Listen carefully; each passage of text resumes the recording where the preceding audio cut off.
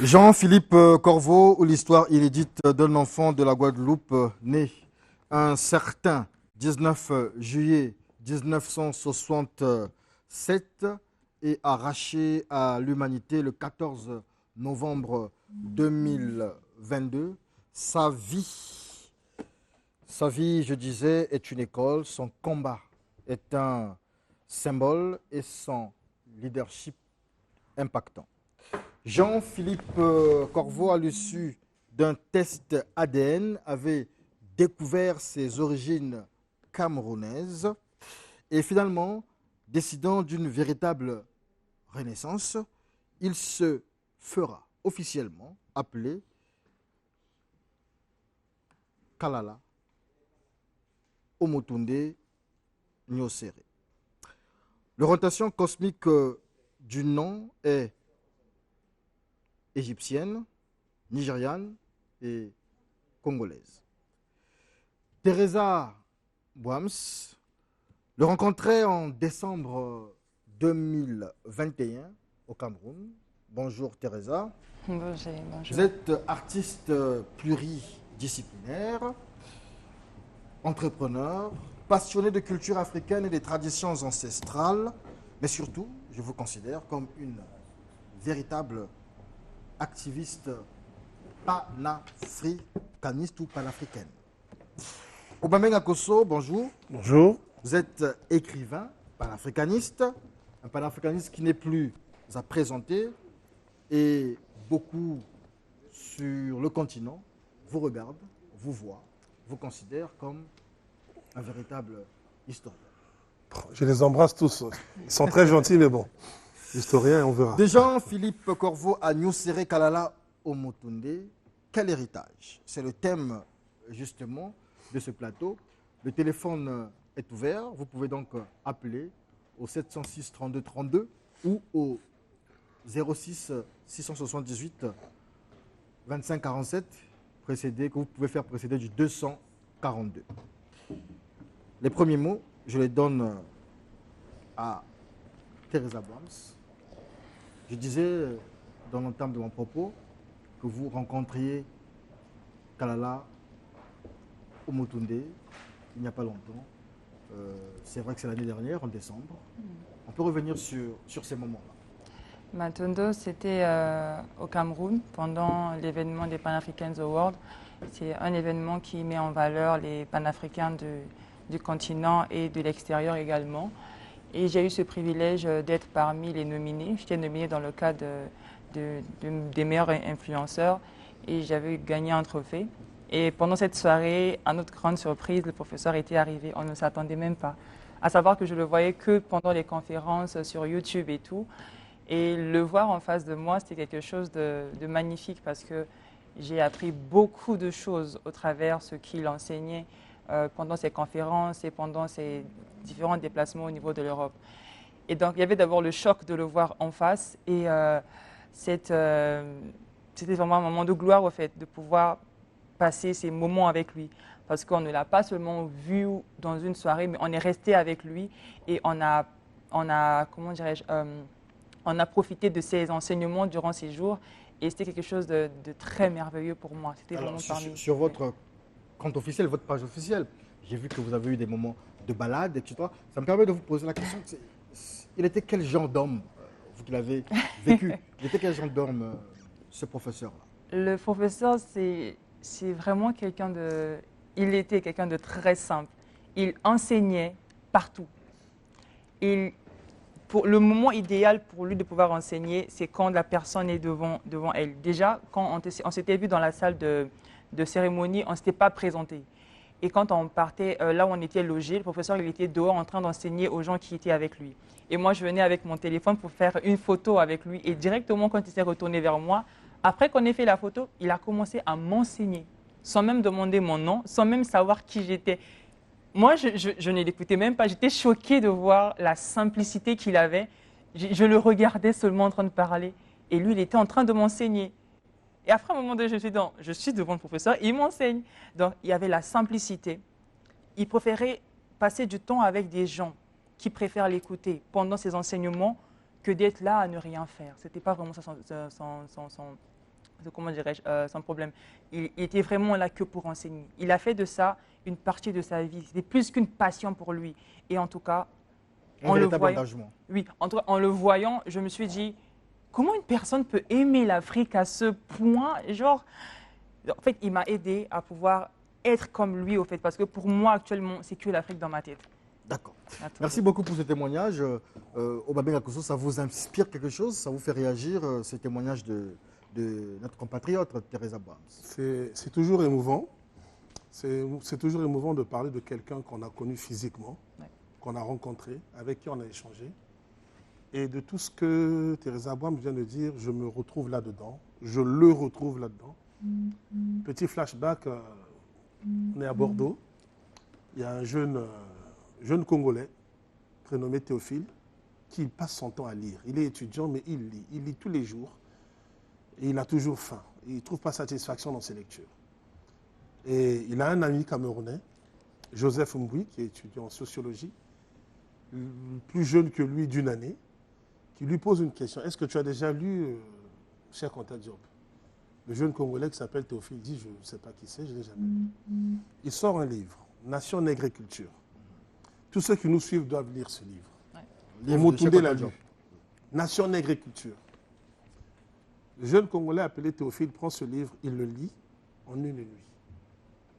Et le matin, il prend la décision d'aller à Paris, parce qu'il avait eu l'information selon laquelle Cheikh Anta Diop devait se trouver à Paris pour un ou des événements organisés par l'UNESCO. Il arrive à Paris, d'après ses propres mots, il dit dans les couloirs, je vois un homme très grand, très beau, je le suis, je le salue, je me présente à lui, je lui dis pourquoi je suis là, j'ai lu Nation d'agriculture, et voici ce qu'il lui répond. Ouais, c'est pratiquement les mêmes choses. Tu n'auras rien de mieux à faire que d'étudier l'égyptologie.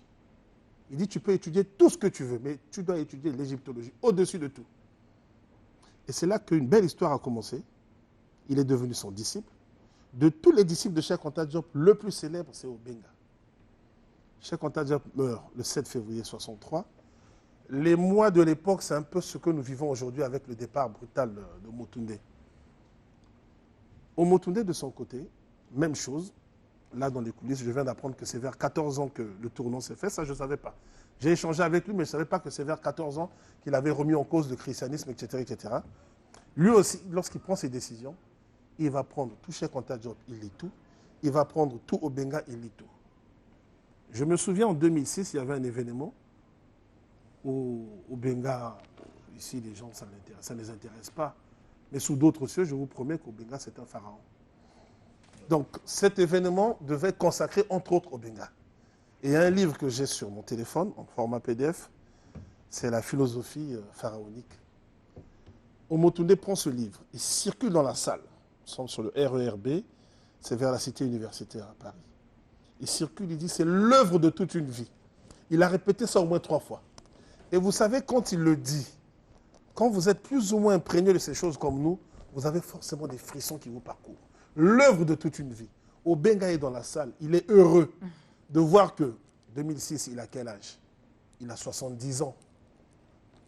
Il a 70 ans.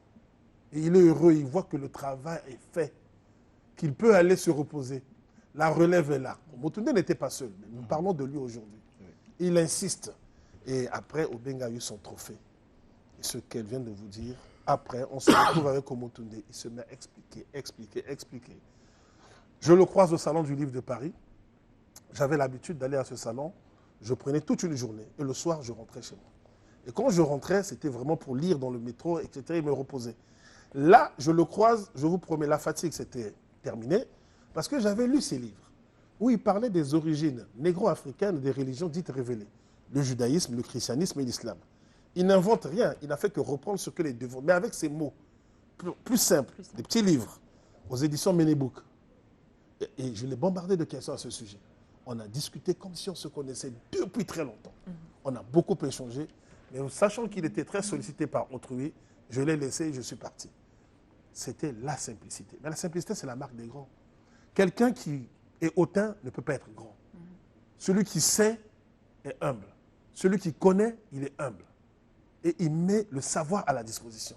Il met la connaissance à la disposition. Parce que lui-même, on a mis à sa disposition. Et Omotunde, c'était tout le temps la remise en cause. Ce que Obenga nous a toujours dit, remettez en cause tout ce qu'on vous apprend. Tout ce qu'on vous apprend. Omotunde, c'est quelqu'un qui est élève dans un lycée technique en Guadeloupe. La prof, qui est le coderme, dit cas pratique, les Galeries Lafayette à Paris. Il lève le doigt et dit, madame, nous sommes en Guadeloupe. Il n'y a pas de commerçants en Guadeloupe. Pourquoi vous nous parlez des Galeries Lafayette à Paris? Mais venez dans beaucoup d'universités africaines, qu'est-ce qu'on voit? On va vous parler de Paris, on va vous parler de Londres, on va vous parler de Genève. On ne vous parle pas de l'Afrique. Comme s'il n'y avait pas d'hommes d'affaires en Afrique. Comme s'il n'y avait pas de producteurs de pétrole en Afrique. Et l'école de Diop, jusqu'à Omotunde, en passant par tant d'autres, Obenga et compagnie, c'est ça. La remise en cause en permanence. Voilà. D'accord, merci beaucoup pour ce témoignage. Le professeur Kalala Omotunde nous quitte alors qu'il est âgé de 55 ans. Sa disparition, quel genre de coup il porte à ce mouvement de renaissance africaine ou d'appropriation ou réappropriation des valeurs africaines? Question libre. Il y a deux volets pour répondre à cette question. Pour la majorité des gens, pour tout le monde, c'est un coup dur. Et je pense surtout aux jeunes, les plus jeunes d'entre nous. Allez, je vais dire les gens qui ont entre 18 et peut-être 30, voire 35 ans. Beaucoup qui ont appris le panafricanisme par lui, par Obenga et compagnie. C'est un coup très dur parce que on a tendance à oublier que la mort, c'est comme la ceinture de notre pantalon. Partout où nous allons, la mort est avec nous. Vous mettez votre ceinture, considérez que c'est la mort. Vous sortez de chez vous, vous embrassez votre femme et vos enfants, vous ne savez pas si vous allez rentrer à la maison. Ces jeunes donc sont très endeuillés, ils sont souffrants, ils sont malheureux. Il suffit de voir ce qui se dit, ce qui est écrit sur les réseaux sociaux. Ils sont comme désemparés. Donc le coup est rude. Parce que cette école de pensée, les Joseph Kizerbo, les Anténor Firmin et autres, c'est l'école de la liberté. Cheikh Anta Diop, nous l'appelons le père de la restauration de la conscience historique noire. C'est lui qui est le père de cette restauration. Et Omotunde, en bon disciple, a aidé des jeunes à sortir de cet obscurantisme dans lequel on nous a plongé les nègres depuis des siècles. Bon, ça, c'est ce volet. Mais il y a un autre volet sur lequel j'insiste, c'est que chacun doit faire sa part de travail. Lorsque vous regardez une équipe de football, on ne demande pas au gardien de but de marquer les buts. On lui demande d'arrêter les buts. La mission première du libéro ou du stopper, ce n'est pas de marquer des buts. C'est d'empêcher que les buts soient marqués. Mais s'il peut marquer, tant mieux. La mission première de Pelé, ce n'était pas de défendre. C'était de dribbler et de marquer, et de faire le spectacle. Chacun de nous doit jouer son rôle. On ne peut pas tout attendre d'un individu ou d'un groupe d'individus. Diop part, il n'a même pas 63 ans. Il fête ses 62 ans le 31 décembre et le 7 février qui suit, il meurt. Mais l'héritage est là, le legs est là.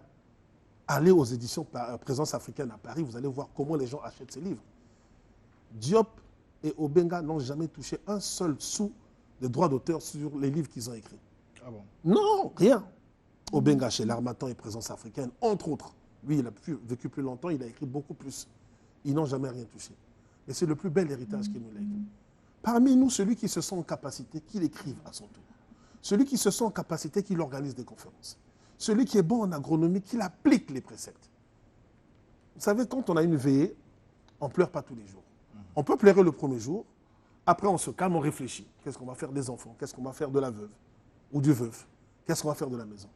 Moi, je pense que ce genre de situation, lorsque ça arrive, et ce n'est pas la première fois, c'est l'occasion de réfléchir encore plus pour surtout les jeunes. Je ne parle pas des vieux. Bon, les vieux, le problème, c'est que nous avons trop de problèmes entre nous. Il y a des querelles d'ego, on se déchire, on se fait la guerre. Il y a plein d'histoires dans le monde dans lequel nous nous trouvons. Mais les jeunes, je les invite à prendre chacun sa part du combat. Alors, des jeunes, justement, on en parle. Teresa Boams est bien là. C'est la même question que je posais à Obamenga Kosso. En tant que c'est cette jeunesse dont il est question ici, comment vous vivez la disparition de Kalala Omotunde? C'est vrai, nous avons des Théophile Obenga qui, aujourd'hui... 86 ans. Voilà, qui sont à l'aube de leur... voilà, de leur vie sur cette terre, au seuil de leur vie sur cette terre, Kalala Omotunde, c'était le panafricaniste le plus visible, le plus en action, avec le sang, on va dire, un peu plus fort et jeune. Et comment vous vivez sa disparition? J'avoue que quand j'ai appris la nouvelle, parce que moi je dormais d'abord, je me suis réveillée, j'ai dormi à 6 heures, je me suis réveillée vers 11h, 12h. Quand j'ai ouvert mon téléphone, j'ai vu l'information de la mort du professeur et tout. J'ai éteint mon téléphone et puis après j'ai dit non, c'est le professeur. Je suis revenue, j'ai relu l'information. Dire que j'ai été choquée à la minute, ce serait me mentir à moi-même. Parce que l'information à la minute ne m'avait pas d'abord affectée. J'ai dit, le professeur, il est mort. D'accord. Et quand je suis restée encore pendant plusieurs heures, je me suis rendu compte que c'est vraiment lui qui est parti. Connaissant l'importance de la mort, parce qu'on ne nous enseigne pas trop qu'est-ce que la mort. Connaissant l'essence de la mort, l'importance de la mort, je me suis dit que c'était son heure. Qu'on le veuille ou pas, quand l'heure arrive, l'âme part. Peu importe les circonstances, peu importe la situation. Que ça puisse être brutal ou pas, mais quand c'est l'heure, l'âme part. Et ayant ces connaissances-là en tête, j'ai pu surmonter ces moments. C'est-à-dire que c'est très dur. C'est même arrivé j'ai pleuré à un moment donné. Après, je me suis dit, si je pleure, si je m'effondre et si je me laisse à terre, cela veut dire que sa mort n'a servi à rien. À savoir qu'il s'est battu pour nous et de tout son vivant, il s'est donné pour nous. Il a fait des conférences, c'est pour la jeunesse. Parce que j'ai lu Nation d'agriculture de Cheikh Anta Diop, mais je vous jure que si vous n'avez pas, vous n'avez pas des bases et un niveau intellectuel très élevé, vous n'allez pas comprendre ce qui se trouve dans le livre. Je l'ai lu à plusieurs reprises et j'ai toujours du mal jusqu'à présent à comprendre certains termes qui se trouvent dans le livre. Mais quand je lis le professeur Omotunde Kalala, j'ai l'impression qu'il a simplifié les choses, tout comme l'a dit le monsieur. C'est-à-dire qu'il a pris ce qui était très dur, il l'a adouci pour faciliter la compréhension à tout le monde.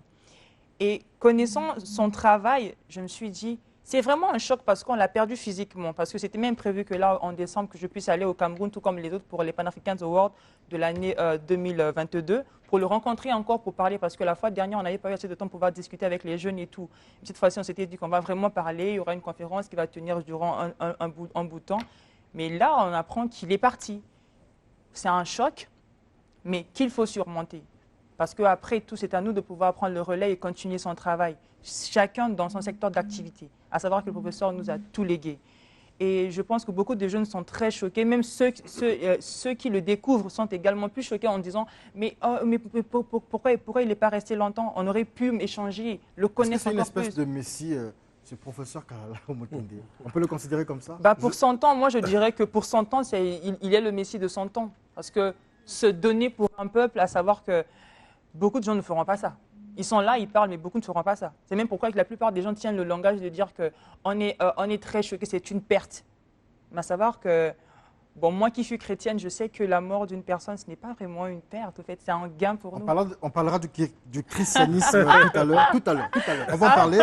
Justement, le temps de regarder ces jeunes qui réagissent. Ces gens qui réagissent sont des Congolais. On a pris quelques témoignages sur notre compte WhatsApp. Et donc, vous pouvez appeler plus 242 06 607 non 06 706 32 32 06 706 32 32. Voilà. Donc les vidéos ne sont pas encore prêtes, les témoignages ne sont pas encore prêts. Donc on va rester là puisque j'allais aborder la question christianisme après ces vidéos, après ces témoignages. Je vais quand même poser la question puisqu'on a le temps en ce moment. Omotunde Kalala Nyusere. Après, son nom, c'est 3 pays. Nyusere, je pense que c'est l'Égypte. Oui, l'Égypte antique. Kalala, c'est le Congo. C'est le Congo. Et puis, Omotunde, le Nigeria. Alors, lui, il fait partie de ces personnes-là. Cheikh Anta Diop l'a dit, il insiste là-dessus, dans la théorie du blanchiment. C'est-à-dire que il dit que la Bible, sinon les personnages de la Bible, les écrits de la Bible, ou peut-être même le christianisme en général, a été blanchi. Je pense que dans nationale d'agriculture, Cheikh Anta Diop aussi revient avec des témoignages montrant des écrivains ou des auteurs, des historiens occidentaux qui expliquent que les choses ont été blanchies, donc transformées. On peut dire que les choses, peut-être à l'origine, étaient kémites, africaines, mais on s'est arrangé à les blanchir. Alors qu'on nous dit que la Bible n'a jamais été changée. Voilà. Comment vous réagissez par rapport à cette approche du professeur? Bon. Vous savez, l'histoire de l'humanité est faite de beaucoup de violence. La plus grande tragédie que le monde entier ait connue, c'est le trafic négrier, l'esclavage. Aussi bien dans le sens continent africain vers les Amériques que dans le sens continent africain vers l'Orient. Il faut comprendre que lorsqu'on fait de vous un esclave, c'est que celui qui vous esclavagise considère que vous n'êtes pas un être humain. Vous êtes une chose. Et effectivement, le droit des Occidentaux à l'époque était clair. Le nègre était un objet, c'était un bien meuble. Il suffit de lire le Code noir de Colbert. À leurs yeux, nous étions, et nous sommes encore un peu, sinon beaucoup, des choses, des objets. Et Omotunde et nous, même s'il est toujours difficile d'établir notre filiation sur 5 siècles, beaucoup de choses ayant disparu, surtout qu'il y a eu jamais eu des morts dans l'océan Pacifique ou dans l'océan Atlantique, nous sommes les héritiers, les descendants de cette histoire tragique, histoire violente. Voilà un monsieur qui vient au monde un jour en Guadeloupe, donc très loin de l'Afrique, et qu'on l'appelle Corveau, Jean-Philippe Corveau. Bon. Il réfléchit, il remet tout cela en cause. En Afrique, les gens ne le savent pas, mais lorsque vous êtes dans un pays comme la France et que vous demandez la nationalité française, dans votre parcours de naturalisation, vous tombez sur un fonctionnaire qui vous pose une question simple. Monsieur Malunga, souhaitez-vous franciser votre nom? Vous avez le droit, en devenant français, de dire « Je ne veux plus m'appeler Malunga, je veux m'appeler le mur ». C'est votre droit. On a aussi le droit de vous dire « Monsieur Elenga, je ne sais pas moi, Elenga Onzambe, bon, puisque vous cherchez, vous tenez à conserver votre nom d'Onzambe, est-ce que vous souhaitez franciser votre prénom ?» Et oui, vous pouvez enlever Elenga pour prendre. C'est un processus que les autres ont créé. Changer le nom d'un individu, c'est quelque chose de fondamental, de profond. Ce n'est pas comme j'arrive dans un bar et je veux choisir entre une bière brune et une bière blonde. Non, c'est beaucoup plus profond que ça. On efface une partie de votre mémoire. On vous dit que vous étiez des esclaves. Mais l'humanité n'a pas commencé avec l'esclavage. Lilian Thuram, qui est un peu plus jeune que Omotunde, avait posé la question à sa mère. Avant d'être esclave, qu'est-ce que nous étions? Et la maman était dans l'incapacité de répondre. Et Thuram, dans sa démarche, il s'est mis à acheter des livres et à les distribuer en Guadeloupe. Omotunde, c'est la même chose. Quand il a compris, il a rejeté en bloc cette identité qui lui a été imposée et pour prendre ses différents noms. Malcolm X l'a fait avant lui. Malcolm X, qui est né Malcolm Little, Little ça veut dire petit, mais petit parce que ses ancêtres esclaves appartenaient à un monsieur qui s'appelait Petit, Little. Il dit, comme je ne sais pas qui je suis, je ne sais pas exactement d'où je viens, je vais enlever Little pour mettre X, l'inconnu en mathématiques. Il devient musulman, c'est son parcours, il va prendre un nouveau nom. Mais lorsqu'il arrive au Nigeria, il est reçu, on lui donne un nouveau nom. Omowale, l'enfant qui est revenu. La connexion était tellement forte que pour certains chercheurs, la mort en réalité de Malcolm X, c'était ce pont qui cherchait à établir entre l'Amérique et l'Afrique, qu'il fallait absolument détruire. Malgré tout ce qu'il faisait aux États-Unis, personne n'avait pensé à le tuer. Mais quand il a remis pied en Afrique, il a commencé à faire tout ce travail, il est abattu. Omotunde avait compris, et voilà pourquoi il a rejeté tous ces différents noms. Mais je vous promets, c'est parce que ici c'est la télévision, allez dans la rue, il y a des Africains qui le font, qui changent à l'état civil, qui disent j'ai ouvert les yeux, il n'y a pas de raison qu'un prêtre que je ne connais pas, parce que je suis né dans un village où mon père et ma mère ne savaient ni lire ni écrire, ce prêtre décide de m'appeler Martin et j'accepte le nom Martin. Ils sont nombreux ces Africains, sans avoir lu un seul livre, mais qui ont remis cela en cause. Et c'est le mérite des gens comme Omotunde. Votre prénom c'est quoi? Obambe. Mon prénom, c'est Obambe. D'accord. Finalement, lorsqu'on écoute le professeur... Quand j'étais avec Omotunde, j'étais à l'aise parce que je me retrouvais en lui. Mais oui. Lorsqu'on a ces propos-là, cette façon de voir les choses de du professeur Omotunde, mais qui n'est aussi autre que la pensée de Cheikh Anta Diop. Et d'Obenga, et de tout ce monde, de tout ce Kizerbo monde-là. et compagnie. Est-ce que finalement, le christianisme, la Bible, l'histoire est réelle, c'est sinon simplement les personnages ou les choses qui ont été changées? J'aimerais un peu comprendre. Quand vous dites l'histoire est réelle, moi j'ai envie de vous poser, bon, c'est pas à vous de répondre aux questions évidemment, j'ai envie de poser une question, de quelle Bible vous parlez, de quelle histoire? La Bible, je vais répéter, je l'ai déjà dit chez vous, je vais répéter, la Bible que nous utilisons, quand on utilise ça pour lire, pour s'amuser, pour faire des débats, pour déchirer, parce qu'il y en a qui déchirent la Bible, il y en a qui brûlent, c'est un ensemble de livres. À un moment donné, les Occidentaux se sont réunis et ils ont mis en place un projet politique appelé christianisme. Le christianisme, l'islam, le judaïsme, ce sont des projets politiques. Et pour arriver à ce projet, il fallait un socle. Le socle commun, c'est la Bible. Et ils ont pris différents livres. Ils ont fait une sélection. On parle de Coupe du Monde. Vous êtes à la télévision, ça va commencer aujourd'hui. Ce sont des sélections qui vont à la Coupe du Monde. Pourtant, on dit monde. Mais vous n'allez pas trouver le Congo là-bas. C'est une sélection qui a été faite. Les plus mauvais ont été éliminés. Mais les plus mauvais à leurs yeux, ce n'est pas les plus mauvais à nos yeux. L'évangile selon Judas, pour le trouver, c'est difficile. Ça n'a pas été mis dans la Bible. L'évangile selon Philippe, ça n'a pas été mis dans la Bible. À l'origine du christianisme, il y avait 30 évangiles au moins. Je dis bien 30 au moins. Aujourd'hui, quand vous ouvrez la Bible, il y a 4 évangiles.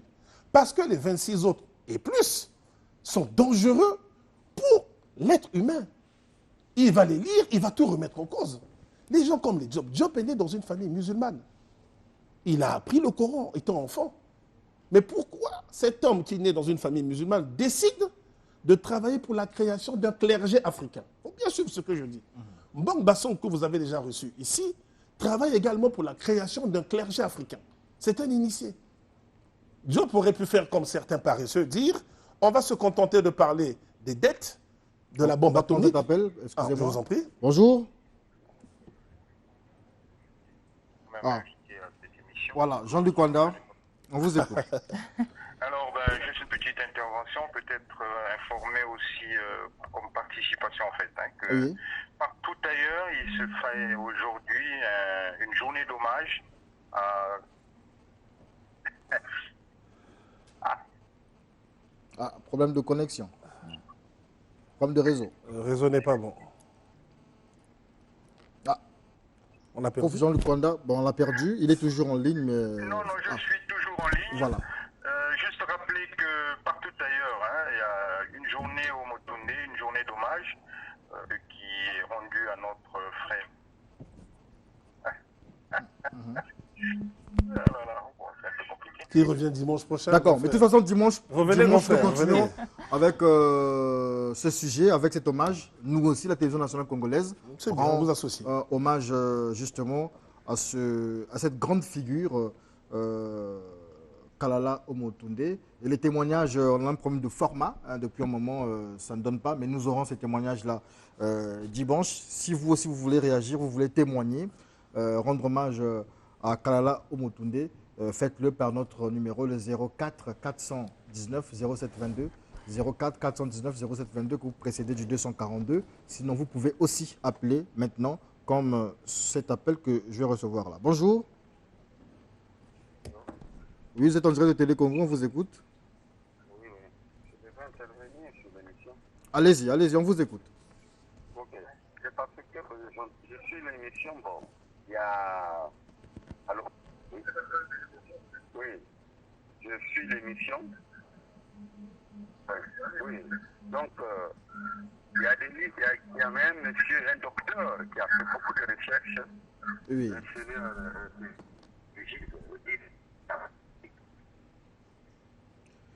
Bon, on a du mal à vous écouter, vraiment c'est dommage, on a du mal à vous écouter. Qu'il écrive, Je ne sais pas ce qui se passe avec les réseaux de téléphonie mobile aujourd'hui. D'accord, allez-y, rapidement. Ne vous fiez pas à l'écran, restez concentré sur le téléphone. Éloignez-vous même de l'écran. Alors, il a beaucoup écrit sur le livre de la renaissance de la race noire. Merci beaucoup. Ben, on va devoir vous interrompre, désolé. on va devoir vous interrompre parce que nous avons du mal à percevoir concrètement, complètement ce que vous dites. Mais ne vous inquiétez pas, dimanche prochain, tant que Dieu nous prêtera vie, tant que les conditions seront réunies, nous serons là. Nous reviendrons avec Teresa Boams, Obambenga Kosso et le professeur Jean-Luc Kwanda pour continuer à rendre hommage à ce grand nom de la culture congolaise, de la culture africaine, j'allais dire. La mort de ce grand homme, je lis ici, nous... Voilà, je vais lire un message. Mais c'est maintenant que les gens appellent alors qu'on a passé une bonne trentaine de minutes. La mort de ce grand homme nous fait vraiment comprendre que lorsqu'un vieillard meurt, c'est toute une bibliothèque qui brûle. Jeunes gens que nous sommes, prenons le relais et braquons les yeux vers l'Afrique pour le développement de l'Afrique et pour les Africains. C'est M. Descarvien Alassane Banzila. Il rajoute que M. Obambenga Kosso est un des guides pour nous les Africains et que Dieu lui prête encore assez d'années de vie. Je l'apprécie énormément et merci à lui de nous édifier, surtout moi, il m'inspire beaucoup. Voilà, Descarvien.